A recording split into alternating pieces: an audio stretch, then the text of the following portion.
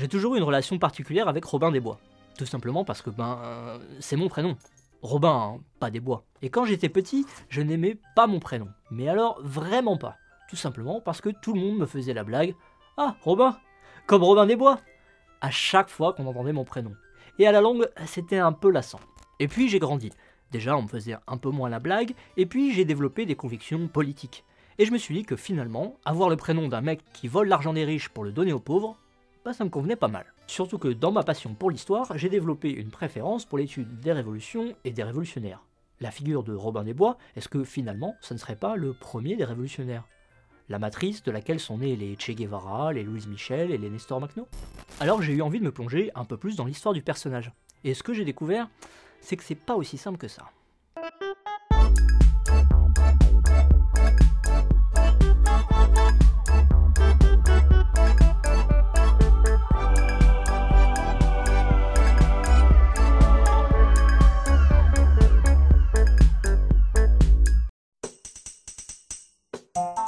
La toute première question qu'on se pose quand on s'intéresse à Robin des Bois, c'est « est-ce qu'il a vraiment existé ?» Eh bien, on ne sait pas. Et oui, c'est décevant comme réponse, mais c'est souvent comme ça en histoire, surtout quand on s'intéresse à des périodes lointaines. Ce qu'on peut dire, c'est que le personnage de Robin des Bois est d'abord et avant tout un personnage de tradition orale. Et au Moyen-Âge en Angleterre, les classes populaires n'ont quasiment pas accès à la lecture et à l'écriture. On se transmet les histoires du passé à l'oral par le biais de récits, de chansons et de poèmes. De plus, à l'époque, les grandes figures de hors-la-loi dont on raconte les histoires sont rarement complètement fictionnelles. Il est donc tout à fait possible qu'un véritable brigand surnommé Robin Hood, son nom anglais, ait existé et que ses exploits se soient transmis de bouche en bouche en étant sans cesse modifiés et exagérés, comme le montre très bien cette vidéo de Fouloscopie sur la science des rumeurs. Ça pourrait tout aussi bien être plusieurs vrais brigands dont les aventures ont été combinées en une seule personne. Enfin bref, Robin Hood a peut-être existé, mais on n'en a aucune preuve. On va donc devoir rester sur sa légende, qui elle a une existence propre. Tiens d'ailleurs, arrêtons-nous une seconde sur le nom. Hood, en anglais, ça veut dire capuche, ou dans un style plus daté, un voyou. Comment est-ce qu'on en est arrivé à Robin des Bois en français du coup? Eh bien c'est juste très probablement une erreur de traduction entre Hood et Wood, qui lui veut bien dire bois, et comme Robin vit dans les bois, finalement la traduction est presque meilleure que le nom original. Et donc la première trace écrite qu'on ait de Robin date de 1377, dans le poème allégorique Pierre le Laboureur de William Langland. Le personnage de Pierre, dans le texte, est vu comme un bon chrétien qui mène une vie simple et vertueuse, et le récit critique les abus du clergé et de l'Église. Pierre y mentionne qu'il connaît mieux les rimes des poèmes sur Robin des Bois que le Pater Noster, la prière la plus connue des chrétiens. Ce motif revient en 1405 dans Dives and Popper, un commentaire théologique d'un moine franciscain. Dans ce texte, notre moine se plaint que le peuple préfère écouter les contes de Robin des Bois plutôt que la messe. On peut en retirer deux choses intéressantes. Déjà, la légende de Robin des Bois est suffisamment répandue en 1377 pour être mentionnée dans un texte et même pour être plus connue par certains que la prière phare du christianisme. Donc, si on ne peut pas dater précisément l'apparition de Robin des Bois, on sait que c'est antérieur, et probablement bien antérieur, à 1377. Deuxième information, Robin des Bois semble être à la fois peu apprécié par le clergé, mais aussi être une figure critique de ce dernier. D'ailleurs, une des plus anciennes histoires de Robin, la geste de Robin des Bois, montre Robin inviter de force un chevalier à dîner pour le dépouiller. Mais il apprend que le chevalier est ruiné et que ses terres ont été saisies par un abbé. En effet, être chevalier, c'est devoir payer beaucoup de frais d'entretien, ce qui pousse parfois les plus modestes d'entre eux dans la pauvreté. À tel point que certains refusent l'adoubement, ce qui entraîne un manque de chevaliers dans le royaume, si bien qu'au XIVe siècle, Édouard III doit ordonner l'adoubement de chaque personne gagnant plus de 20 livres par an. Robin décide donc de venir en aide au chevalier en lui prêtant 400 livres pour rembourser l'abbé ainsi qu'un nouveau cheval. Le prêt se fait sous la protection de la Vierge Marie qui doit garantir le remboursement. Un an plus tard, lorsqu'un moine s'aventure dans la forêt, il est également invité à dîner. Après le repas, Robin s'empare des 800 livres que transportait le moine et déclare à ses compagnons qu'ils ont été doublement remboursés par la Vierge Marie par le biais de cet homme d'église. Si la figure de Robin n'est pas du tout anti-chrétienne, elle est en revanche déjà critique du clergé et de sa richesse. Mais alors notre Robin médiéval, à quoi est-ce qu'il ressemble? Eh bien déjà, à la différence de beaucoup des versions d'aujourd'hui, c'est un homme du peuple. Pas un serf au plus bas de l'échelle sociale, mais ce qu'on appelle un yeoman. Ce sont des paysans propriétaires de la terre qu'ils cultivent, qui, à partir du XIVe siècle, vont être mobilisés comme archers dans l'armée anglaise. Ces fameux archers anglais jouent un rôle important dans la guerre de Cent Ans, notamment aux batailles d'Azincourt ou de Crécy. Robin est donc un archer, car c'est un yeoman, et il porte un costume vert Lincoln, car en plus d'être un bon camouflage forestier, c'est aussi la couleur emblématique des yeomans. Ce statut de Robin entre le serf en situation de servitude et la petite noblesse criblée de dettes lui donne une certaine liberté de ton. Liberté évidemment renforcée par son statut de hors-la-loi. Un hors-la-loi certes, mais avec un code moral. Veillez à ne jamais nuire à un petit paysan qui laboure la terre avec sa charrue. Vous ne toucherez pas non plus au bon yeoman, marchant dans les forêts des vertes forêts, ni au chevalier ou l'écuyer qui se montrera bon compagnon. Robin refuse de s'attaquer aux pauvres, et il est même présenté comme leur bienfaiteur à la fin du texte. C'était un bon hors-la-loi, et il a fait beaucoup de bien aux pauvres hommes. En revanche, les autorités ecclésiastiques et civiles sont des cibles valides. Vous frapperez et vous ligoterez ces évêques et ces archevêques, et gardez bien en mémoire le grand shérif de Nottingham. La figure de Robin contestataire, qui s'installe en forêt hors des conventions sociales de la société féodale, se répand toujours plus en Angleterre dans un contexte favorable rythmé par plusieurs révoltes. La première est une révolte de paysans en 1381 sous l'impulsion du prêtre John Ball contre les taxes trop élevées et le système féodal. Les rebelles parviennent même à atteindre la tour de Londres où ils tuent le chancelier et le trésorier du royaume.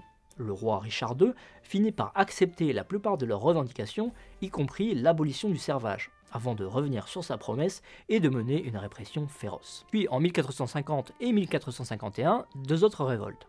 Si celle de 1450 est la plus importante, parvenant jusqu'à Londres, la seconde est peut-être encore plus à propos puisqu'elle est lancée par deux yeomen, John et William Merfold, qui vont jusqu'à demander l'abdication du roi, l'exécution de tout le haut clergé, ainsi que des seigneurs. Ah oui, les mecs sont très énervés. On ignore si ces révoltes ont pu être influencées en partie par les aventures de Robin. Mais c'est au moins un contexte qui donne envie à la population de raconter les exploits d'un héros symbole de la contestation sociale. Il faut quand même garder en tête que les histoires de Robin de l'époque n'atteignent absolument pas le degré d'ambition de ces révoltes. Déjà, le contexte de ces aventures n'est jamais précisé. Si un roi est parfois présent, il n'est jamais précisé son nom. De plus, Robin n'a aucune intention de provoquer de grands changements dans le pays, ou de renverser le système. Il ne fait que défendre les pauvres à l'échelle de sa région en essayant d'atténuer les effets négatifs du système féodal sur les plus faibles. D'ailleurs, si dans les plus anciens récits qui nous sont parvenus, Robin des Bois n'est rattaché à aucune époque précise, plusieurs chroniqueurs historiques du XVe et du XVIe siècle ont essayé de le replacer dans le temps. Tous pensent que Robin est un véritable personnage historique, mais ils ne sont pas d'accord sur sa temporalité. Si deux chroniques le situent plutôt fin XIIIe, où il est notamment associé au début des luttes d'indépendance écossaises par un auteur lui-même écossais, par la suite, un chroniqueur en particulier, John Major, lui écrit que Robin a vécu à l'époque de Richard Cœur de Lion et Jean Santerre, ce qui va avoir son importance par la suite. La popularité de Robin va même en grandissant puisqu'il devient une figure importante des fêtes de mai, des festivités ancestrales célébrant l'arrivée de l'été.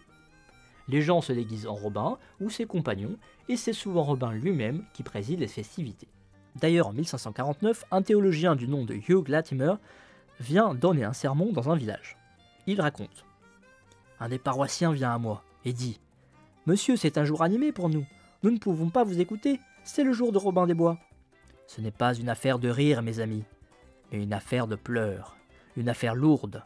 Sous prétexte de se rassembler pour Robin des Bois, un traître et un voleur, on empêche un prédicateur de parler, on diminue l'estime de sa fonction.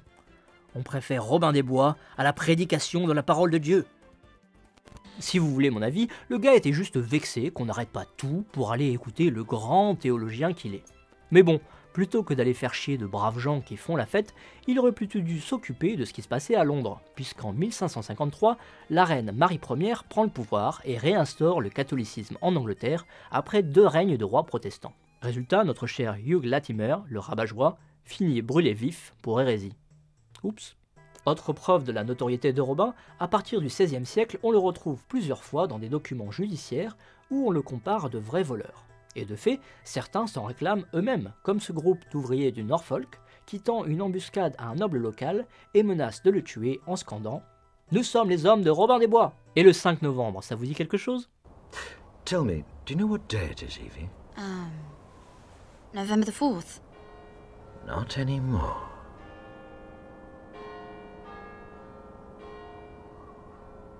Remember, remember the 5th of November, the gunpowder, treason and plot.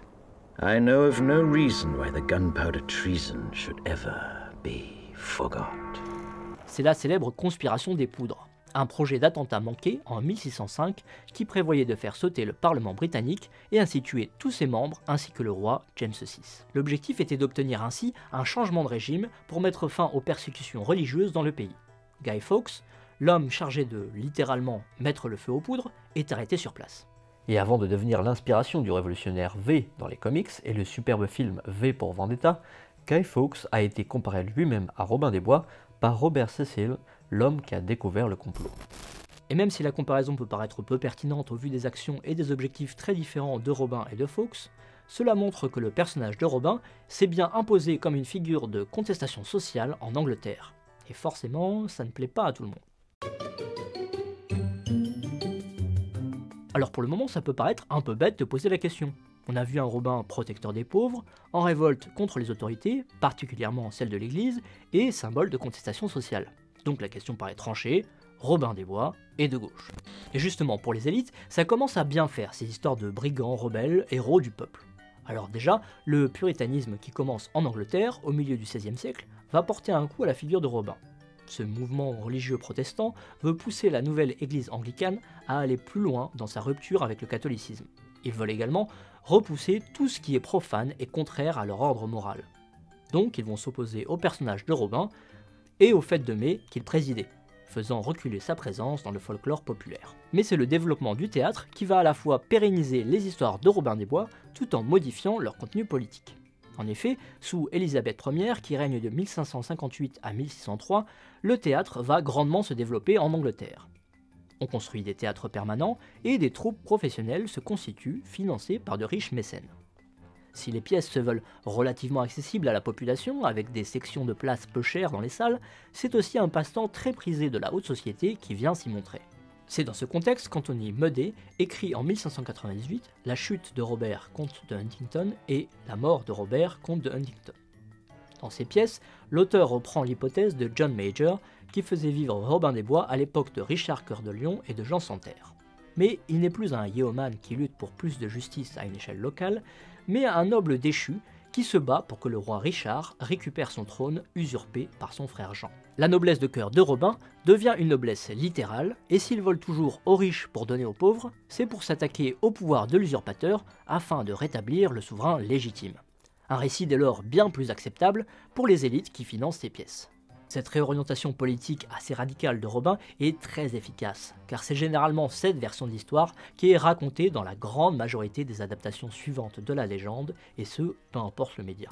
Là, vous voyez que la classification de Robin comme de gauche ou de droite n'est plus aussi simple. Ces deux pièces de théâtre vont être un tournant pour Robin des Bois. Auparavant, figure bien identifié comme homme du peuple et de ses combats, il devient l'objet d'une bataille culturelle intense entre la gauche et la droite. Autour de 1750 est créée la Robin Hood Society, un club de débat politique. Si le club est à l'origine nommé ainsi tout simplement parce que ses réunions se tiennent dans une auberge qui a pour nom Robin Hood, les discussions autour des idées des Lumières et celles qui parfois critiquent la religion contribuent à associer le nom de Robin à la radicalité politique. D'autant plus que la Robin Hood Society devient si populaire qu'elle devient l'appellation générique pour désigner ce type de club de discussion, que ce soit en Angleterre ou dans les colonies d'Amérique, où pendant la guerre d'indépendance, les propos pro-révolutionnaires sont associés à ces sociétés. Au milieu du XIXe siècle, la figure de Robin est largement utilisée par le mouvement chartiste au Royaume-Uni. Ce mouvement majoritairement ouvrier a pour but d'obtenir un élargissement démocratique dans le pays. Abolition du suffrage censitaire au profit du suffrage universel masculin, élargissement de l'éligibilité à tous les hommes majeurs, établissement d'une indemnité parlementaire, etc., etc.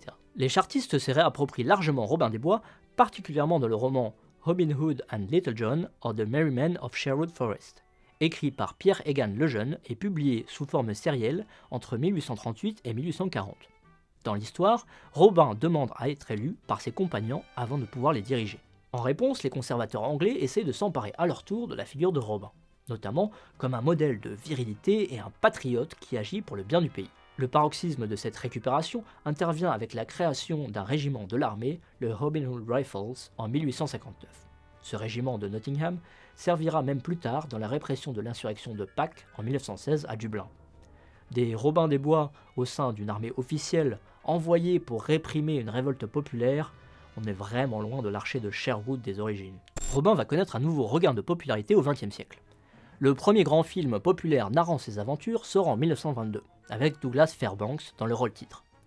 L'histoire de Robin y est un peu vidée de son contenu politique, notre héros étant plutôt présenté comme un homme qui s'amuse en vivant des aventures et pas vraiment comme un justicier. Cette fois, Robin ne représente plus le patriote anglais, mais l'Amérique triomphante de l'après-Première Guerre mondiale qui laisse l'Europe vieillissante, représentée par le roi Richard Cœur de Lion, partir seul pour sa croisade. Le film suivant, The Adventures of Robin Hood, avec Errol Flynn, sort en 1938 dans un contexte bien différent. La crise de 1929 est passée par là.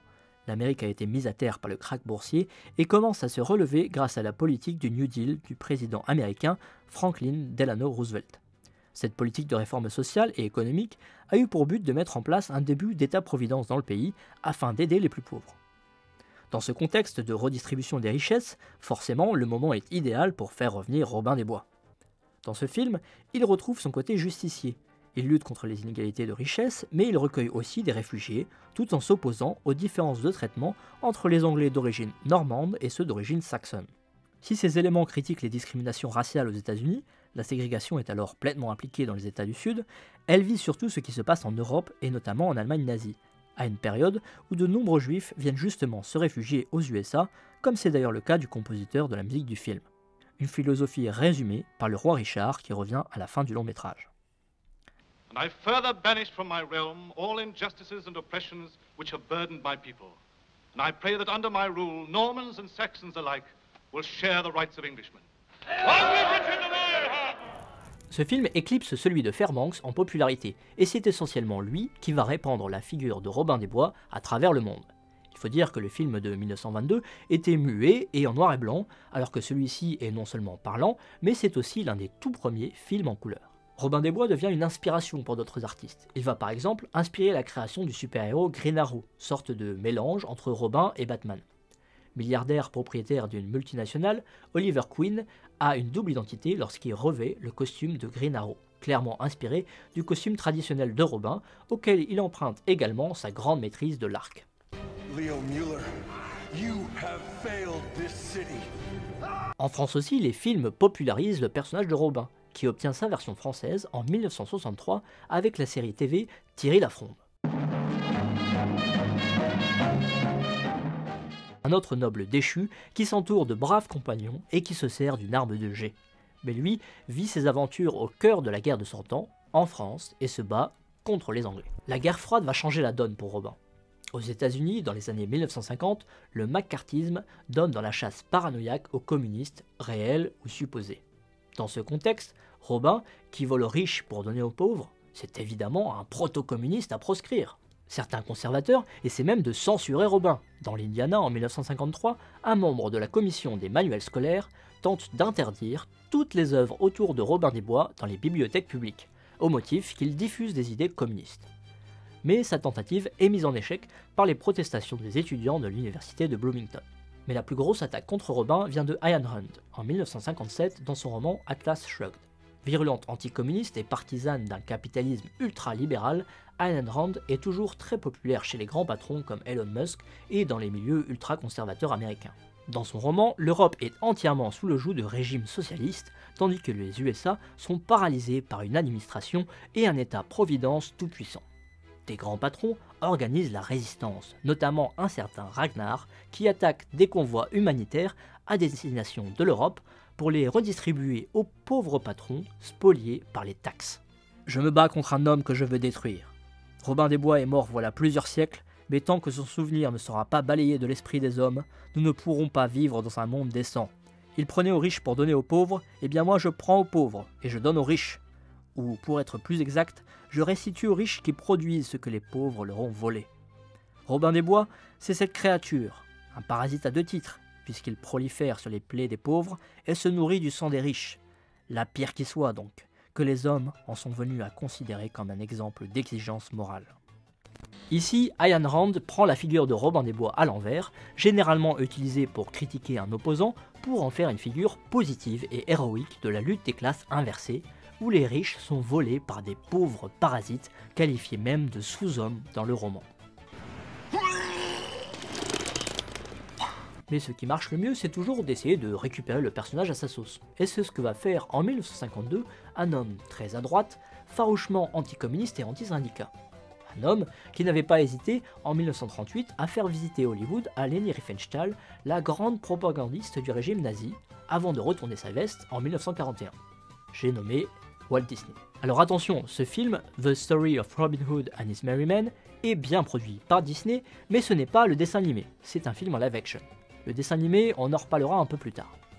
Donc dans ce film, petite originalité, on revient à un Robin qui n'est pas noble, mais fils de yeoman, pour faciliter l'identification de l'américain moyen.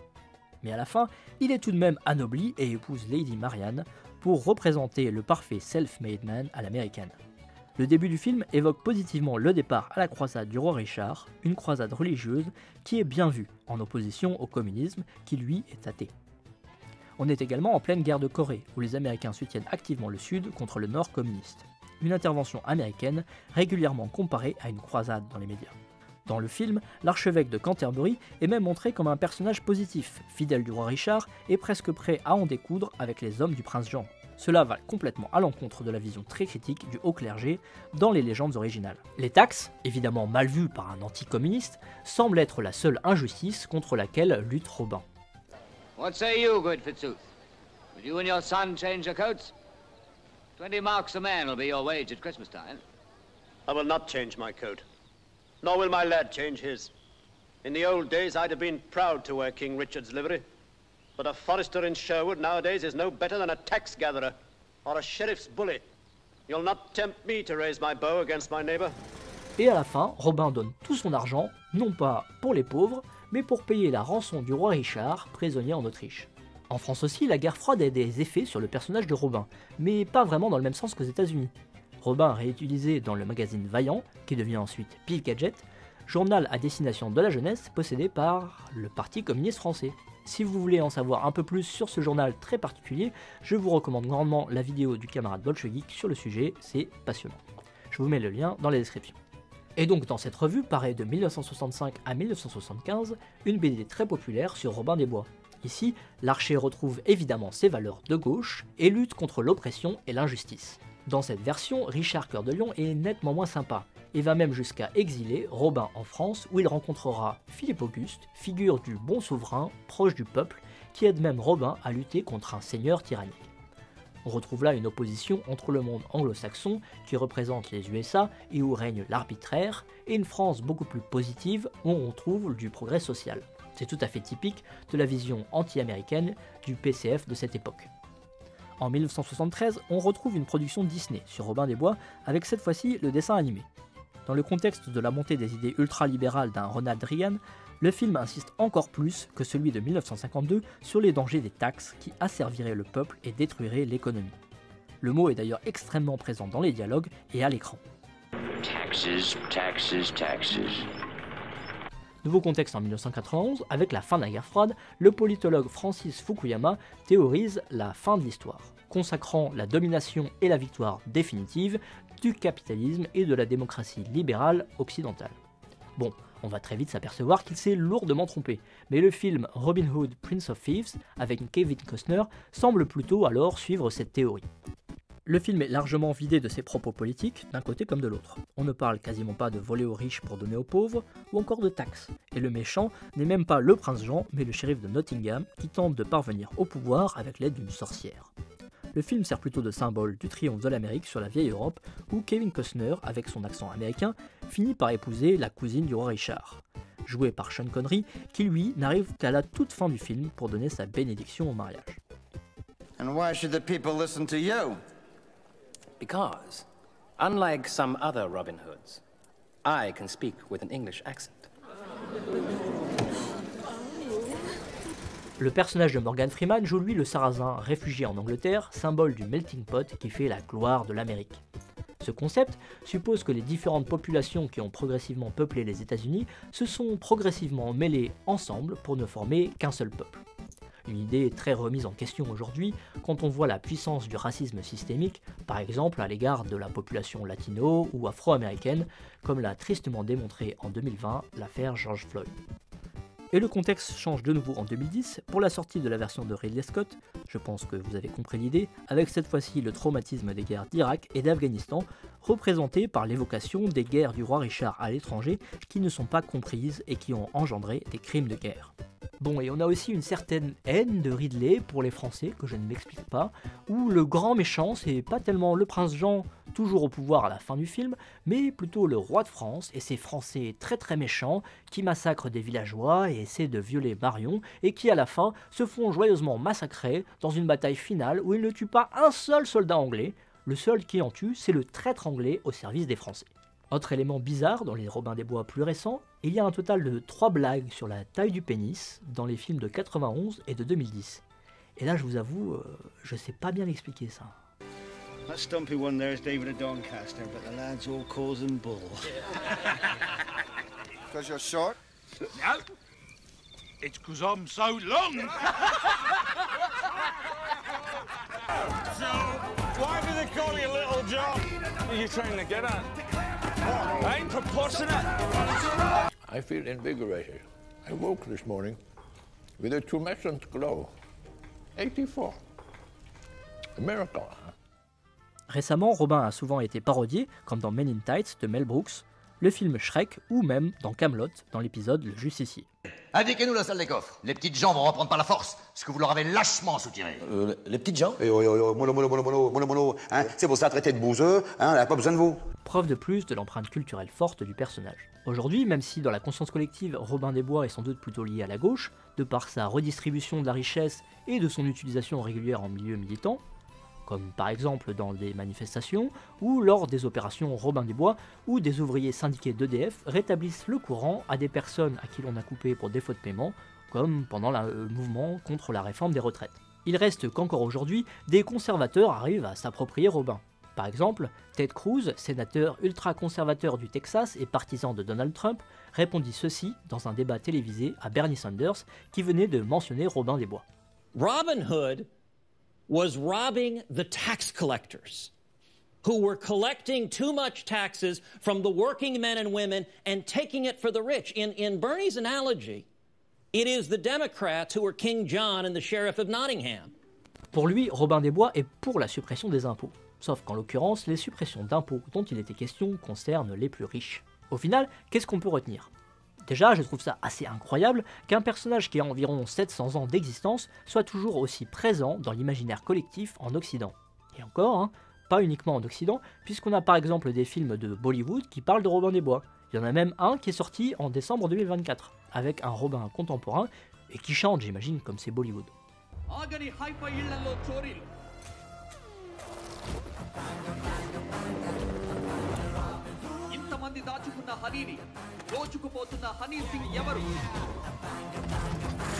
తెలిస్తే ఇన్‌స్టాగ్రామ్ లో ఫాలో అవుతావా ఎవరికి తెలుసయ్యా robin hood వాడికి particular agenda లేవు.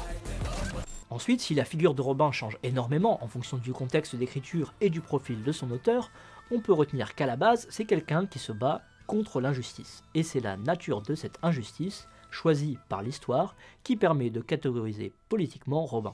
Si l'injustice c'est l'inégale répartition des richesses ou l'oppression des autorités, ce sera plutôt à gauche. Et si l'injustice c'est plutôt l'usurpation du trône du roi légitime ou le fait de devoir payer des impôts, là ça penche plutôt à droite. Évidemment on peut avoir un mélange de différentes injustices qui peuvent un peu compliquer l'affaire. Mais je trouve ça assez fascinant la capacité de récupération de différentes tendances politiques d'un même personnage. On a le Robin anticlérical, le Robin défenseur de la monarchie, le Robin qui lutte pour l'indépendance de l'Écosse, celui qui est un communiste, un autre libertarien qui se bat contre l'impôt, etc., etc. Il y a encore beaucoup d'autres choses dont on pourrait parler sur Robin des Bois.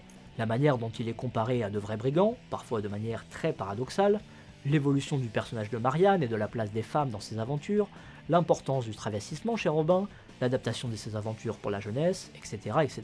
Moi je vais m'arrêter là, mais si vous voulez en savoir plus, je vous conseille l'excellent bouquin sur lequel j'ai basé l'essentiel de cette vidéo, Ça s'appelle Robin des Bois de Sherwood à Hollywood aux éditions Libertalia et c'est écrit par William Blanc, Justine Breton et Jonathan Fruoco. Et si cette vidéo vous a intéressé, vous allez adorer le bouquin. Moi je vous dis à la prochaine et en attendant, n'oubliez pas de faire comme John Hammond.